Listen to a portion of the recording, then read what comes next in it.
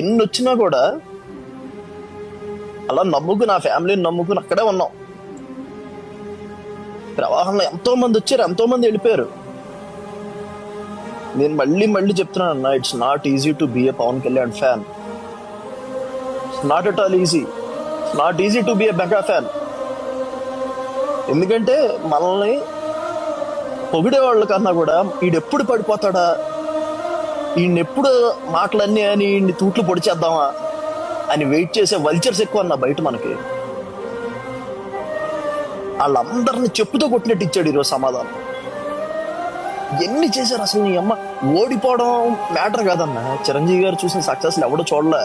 ఈ రోజు ఈ మాటలన్న వాళ్ళు అందరూ పదవి ఉంటేనే వాళ్ళకి అందం, పదవి లేకపోతే వాళ్ళకి ఏమీ లేదు. చిరంజీవి గారికి పదవి రాకపోయినా కూడా ఆయన మళ్ళీ సినిమా ఇండస్ట్రీకి పోతే ఆయన రారాజు, కూర్చుని ఏళ్తాడు.